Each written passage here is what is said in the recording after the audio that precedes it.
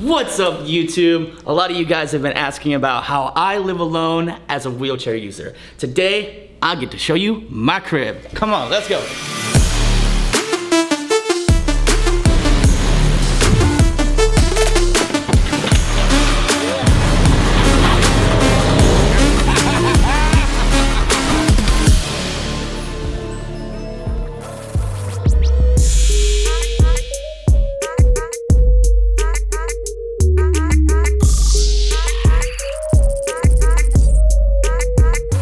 Come on in, guys, come on in. We're gonna start our way from the closet and work our way back up front. All right, we are now in my closet. There's a few little special things in this closet that are different than most folks' closets, so I'll give you a quick rundown.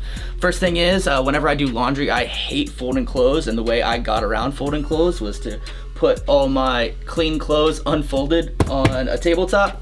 I also like to have all my dirty clothes available right here because I like to change on this chair versus my wheelchair. I find that this chair is a bit more stable for me to change on, and I get to be able to reach things as well by grabbing on here and kind of reaching over. So my shoes go here. I also keep all of my extra urinary catheter and bowel program supplies here. One of the things that you might notice about my closet is that I don't have a lot of clothes in it.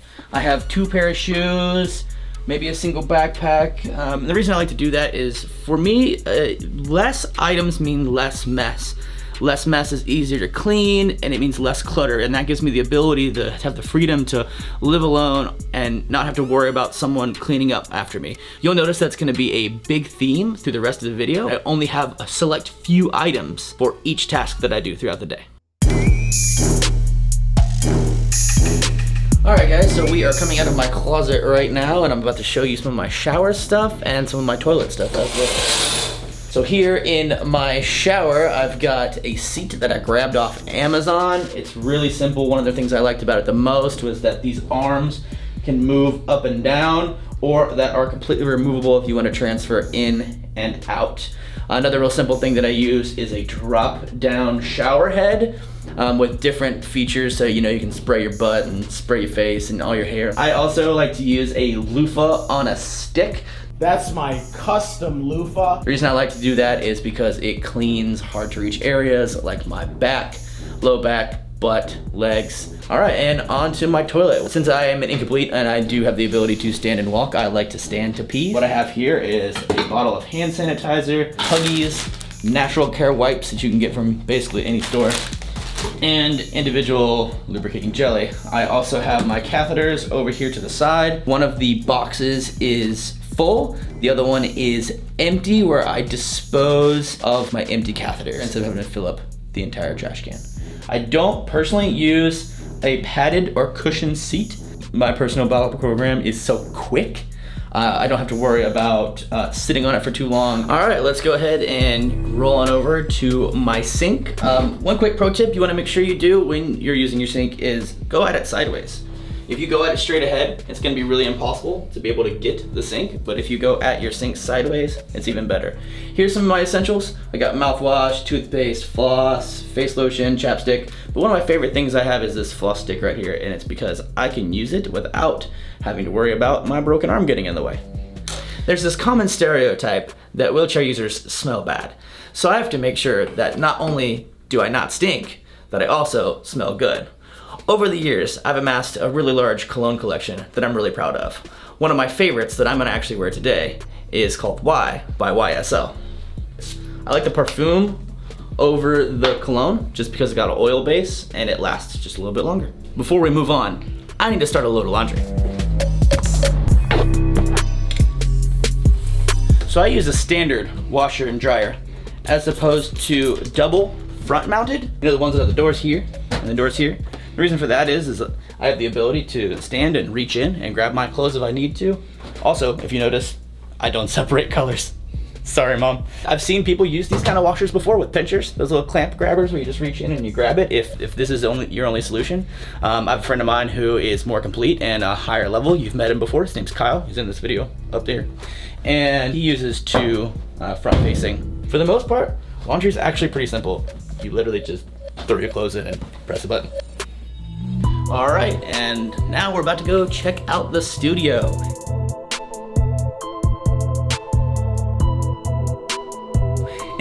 Interesting fun fact about the studio. This studio used to be my bedroom. I used to sleep in here. In a moment, you're gonna see where my bedroom is now, which is in the living room. And you also notice that I'm on the set of the Andrew Deitch podcast. Another interesting fun fact is he and I have an uncensored podcast on Patreon, linked below. It's just $1, and you get to hear all the stories of the crazy behind the scenes that goes on here at Wheels to Walking. So I have a desk over here with no chair, and the reason why I have it with no chair is because I get to use my wheelchair. Pop it up, tippity type. This is where I get almost all of the stuff done here at Wheels to Walking, is at this desk. And it is deceivingly clean right now for the sake of this video, but this is where I get all my work done. This is the office space. And before we take off, I was gonna show you how to do some vacuuming. All right, the technique I'm about to show you can be used with any vacuum. I use a Dyson. It is powerful, it is cordless, and it is lightweight. So the first technique you wanna do is just lock your wheels, but you can simply just vacuum like so.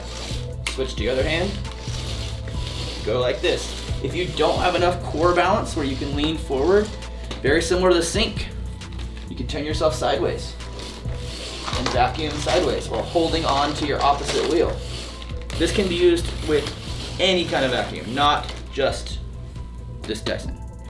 So a lot of people think that wheelchair users can't have pets on their own. It's too much responsibility. Well, I've got a little kitty right here. His name is Akbar, as in Admiral Akbar from Star Wars. It's a trap! Not to be confused with Akbar, and he's just a good little boy. He's a great companion, hangs out with me all day. Also, what's a really cool feature that you may have noticed is that he's got these itty bitty tiny legs. It's a special breed known as a Munchkin cat. Munchkin cats are a genetic mutation that happened to one cat in 1984 named Blueberry. It was found underneath a truck in Alabama, and that has spawned an entire breed of little dwarf kitties that are really pissed off right now. All right, so on our way to the room that I sleep in. It was a living room, but it's now a bedroom. One thing I must tell you guys though, I'm actually a little bit allergic to cats. So one of the things that I have is this Conway air purifier. I love this thing to death because it gets all of his pet dander and all his allergens out of the air, so I'm not constantly sneezing and lethargic. One of the things that I haven't done yet, which I need to do after I get done petting him, is wash my hands, because if I don't, I'm gonna be sneezing. I got a sneeze coming. I'm holding it. All right, and now what you see behind me is my bed. Sleeping is so very important. These curtains that you see over to the side right here, those are blackouts, so I make it completely black in here. I also like to sleep at 68 degrees, keep it nice and cool. And a discipline that I picked up a long time ago was making my bed. I find it super important because if you can crush the very first task of the day, and if you're like me, prevent me from getting back in it, because I low-key love to sleep. Let me show you something that I absolutely love that helps me sleep. When I wake up in the morning getting out of bed, I hate cold. So what this is a Dyson hot and cold. So at night, I can turn it to cold, and then as soon as I wake up, after my alarm goes off, I can turn it on hot, and it can be used as a heater. It's a really clever, like, space heater meets fan.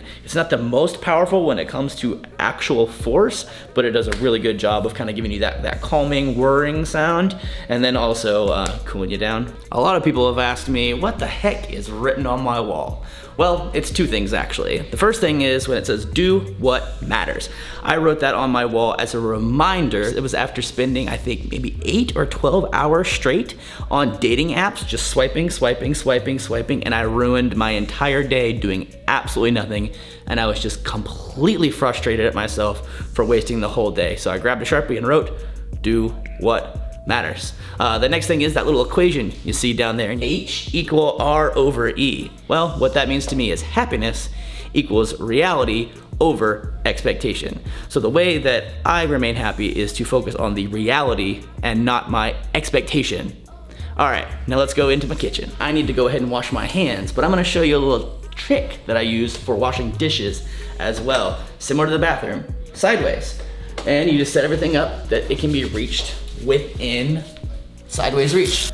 Also make sure that the towel you're gonna use is in reach too. I like to use a hand towel over paper towels. It just seems to be less wasteful. Another quick tip that I use to reduce the amount of dishes is that I use one item a day. If you look right down here, I have a bowl that I use for every meal that requires a bowl. I have a plate, spoon, knife, fork, etc., cup, pan. At the end of the day, I'll put it in the dishwasher, but total, I have about 6 items of each, which lasts me 6 days. Now, if I used a dish every single time, I would have to do dishes every 2 days. No, thank you. On the same theme of minimalism, I keep my fridge pretty minimal as well. Remember old MTV Cribs would be like, yo, I got my Cristal over here. No, I got Pellegrino, because Pellegrino is fancier than Cristal, but I really love, as you can tell, some flavored water. I really am a huge fan of Nitro Brew coffee. Also my meats, steak, chicken, and super important, purified Brita water. Okay, and the next thing that I really like to do is keep my medication close to where I'm gonna eat so it reminds me to take it. I have medication I take in the morning, around dinner time, and at bedtime, or noon, 6, and 12 again. I keep them right here, and I space them out at the beginning of every week. So I've got my morning, I've got my evening, I got my nighttime meds, and organization is great for consistency. It's a really wise idea to have some type of organization if you do take medication. Most of this medication is supplements, not full on just like pills, but even supplement timing is very important. If you want to learn more about pain management and some of the medications I take, video will be right up here if you want to learn more. Now let me show you the #1 clutch, most epic thing about kitchenware that's ever come to existence ever. The air fryer. If you're a wheelchair user and you want to be able to cook independently, consistently, and regularly delicious foods, get yourself an air fryer.